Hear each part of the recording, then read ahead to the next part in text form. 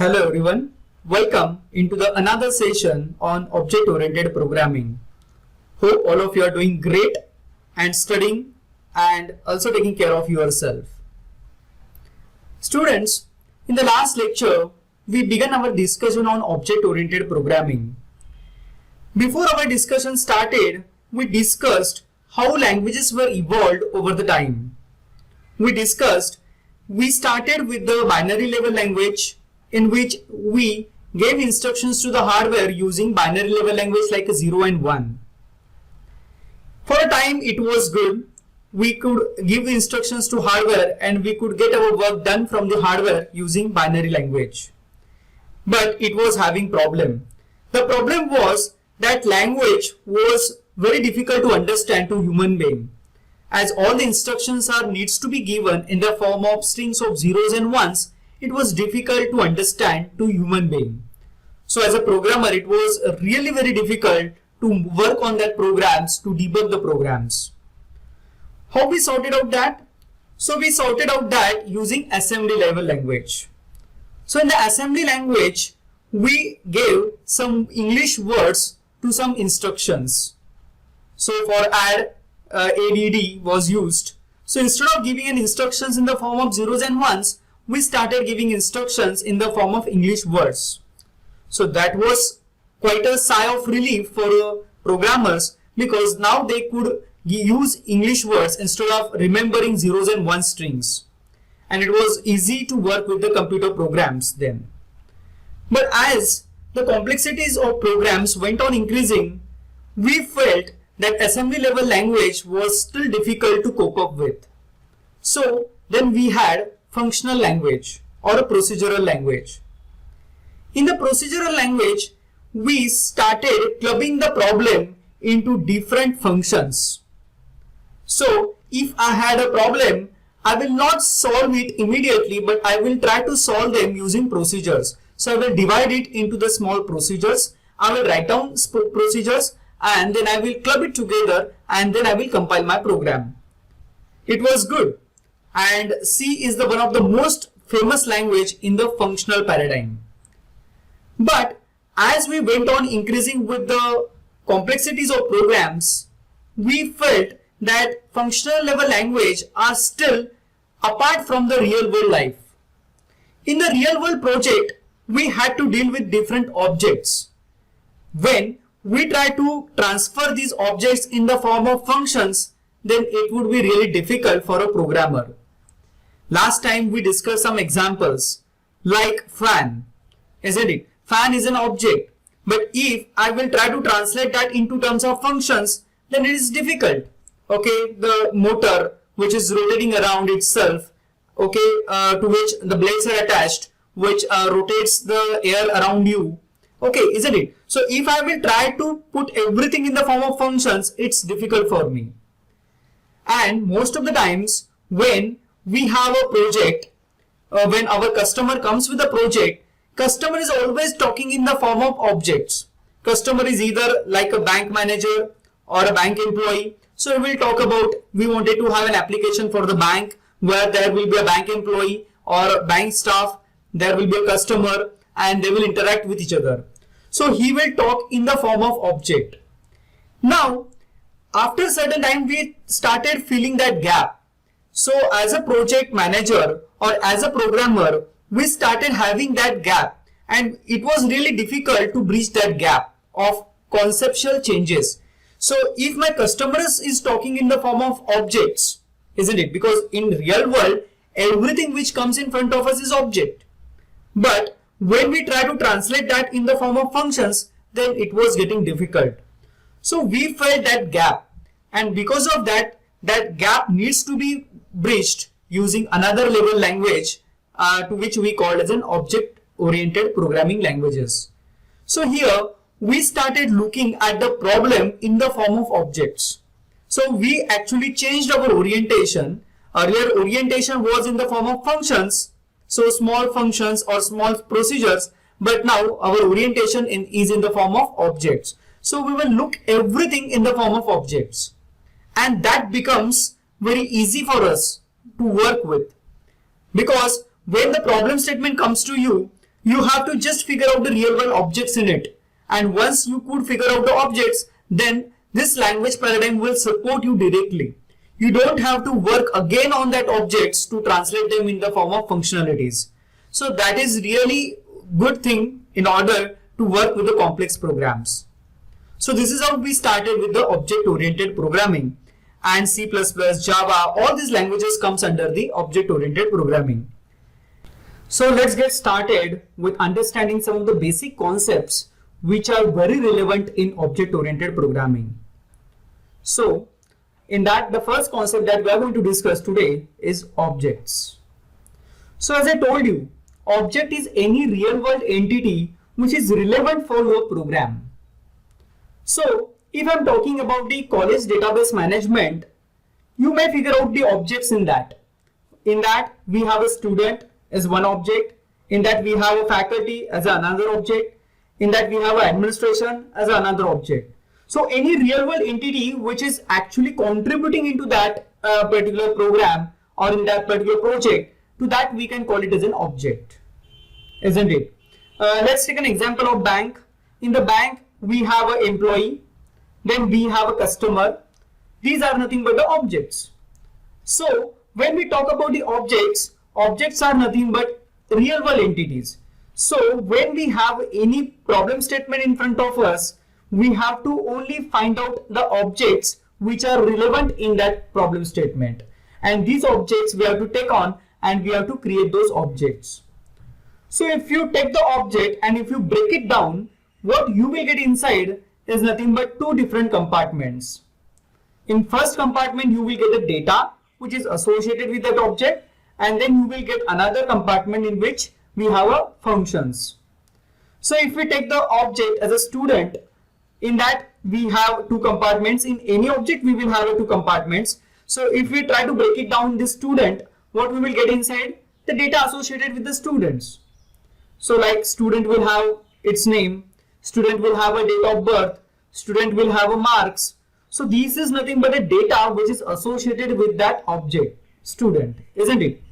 Apart from that, that object has to function also, isn't it? Because object just having its name will not work. The object just having its properties will not work. But that object has to play certain role in that program, isn't it? Or in the real world life.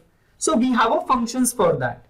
So function is nothing but what that object is supposed to do. What is the role of that object? What that object is going to play into that project, that we have to define in the functions.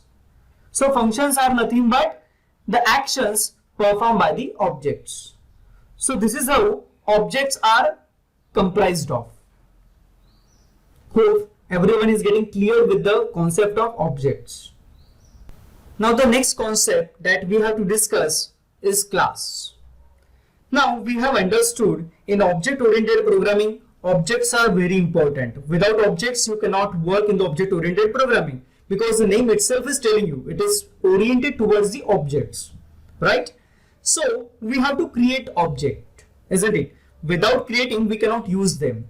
So how we will create it? So for that, we need certain kind of structure through which we can manufacture them. We can create them. So to that particular structure, we will call class. So class is nothing but a mechanism through which we will produce objects. Okay. So in order to visualize this particular concept, I will give an illustration. I'll give an example so that you can imagine this thing. Let's consider you have a mold in front of you. Now all of you would have seen the mold. Mold is nothing but the structure through which you can create statues.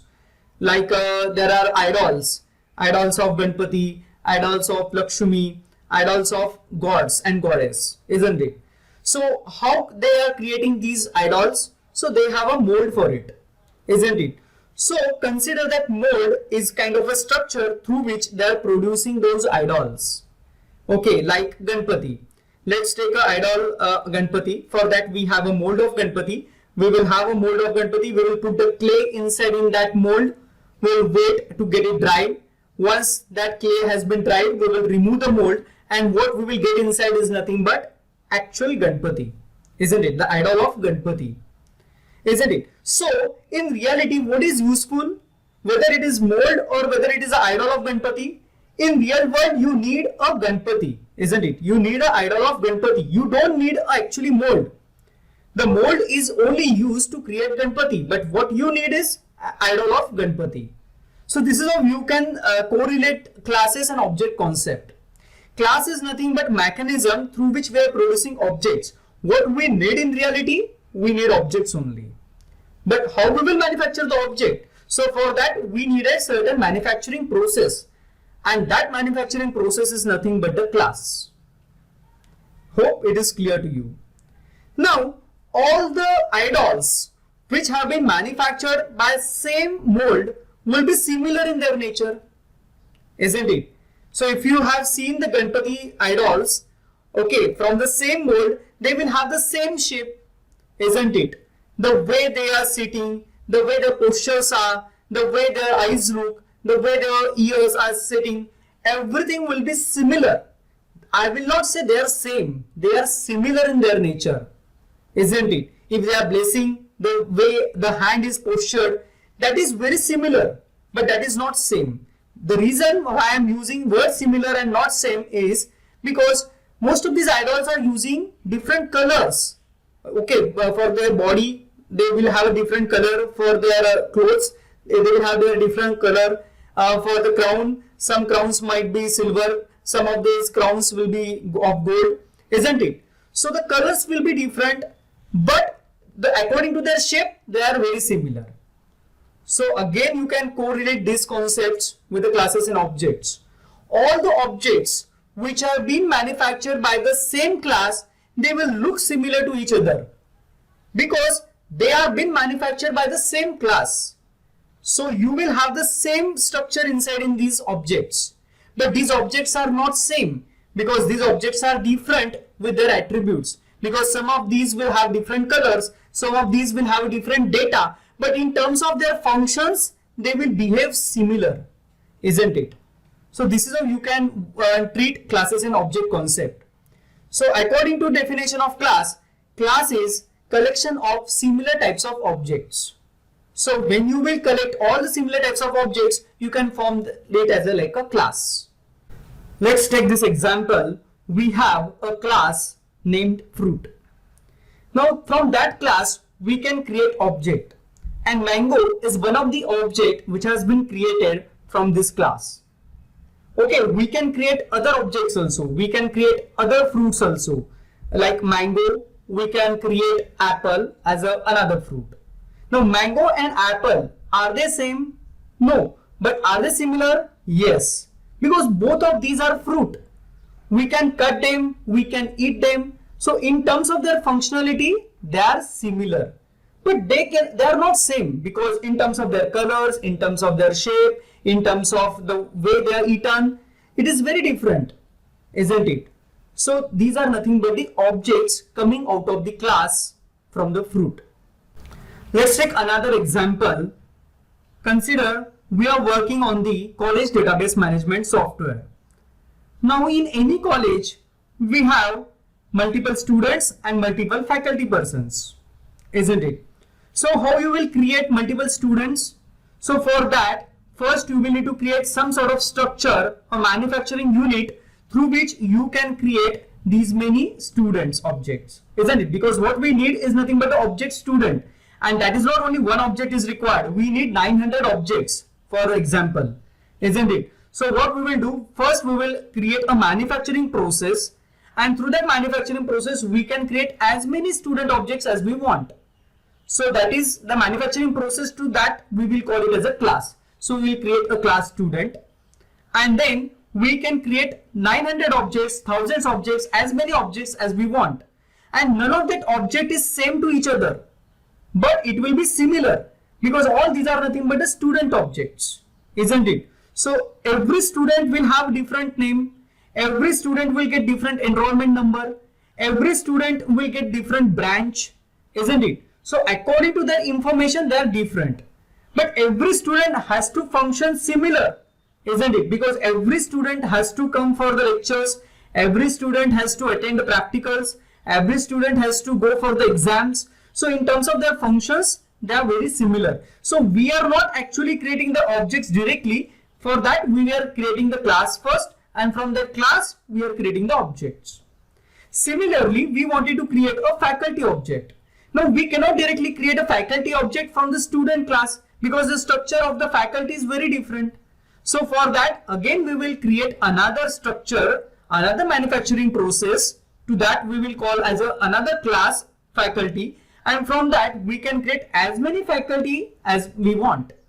Suppose we wanted to create 20 faculties, we can create all these 20 faculties. So all these 20 faculties are different from all 900 students, isn't it? So in terms of their functionality, they are different. In terms of their properties, they are very different.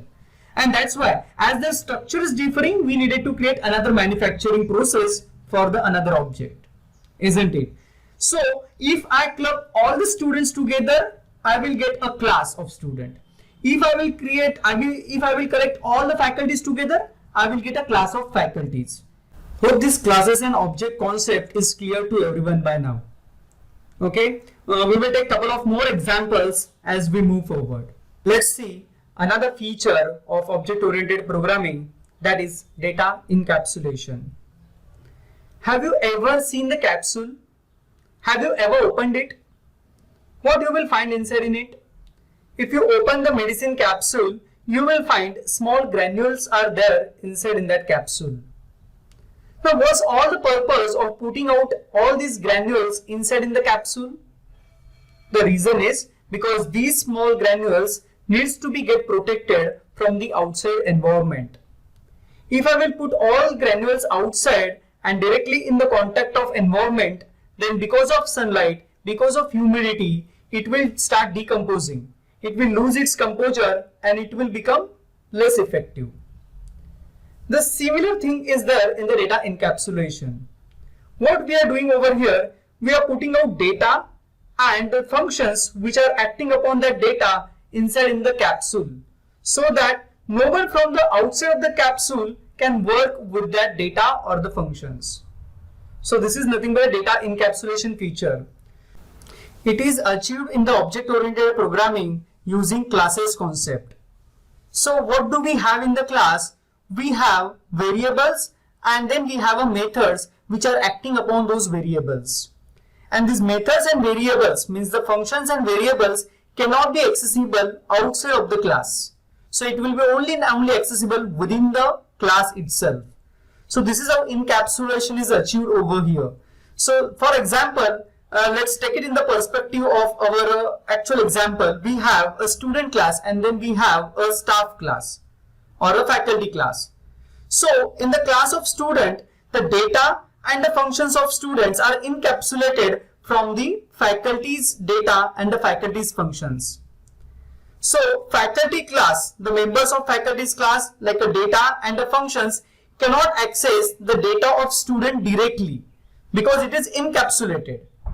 This is how encapsulation is actually working in the object-oriented programming. So both are the different classes and they are encapsulated. So data of the student and the function of the student are packed inside in the one block, and then faculty's data and faculty's functions are packed in another box. And these boxes are separated from each other. So this is how we are protecting data from the inadvertent access. This is what data encapsulation is. Hope this entire session was fruitful to you. We have a couple of other concepts that we wanted to discuss, but as we are running short of time, we will discuss them in another session. Hope today's session was fruitful for everyone. Hope you have understood basic concepts required for object-oriented programming. I'll catch you in another session. Till then, keep studying. Thank you.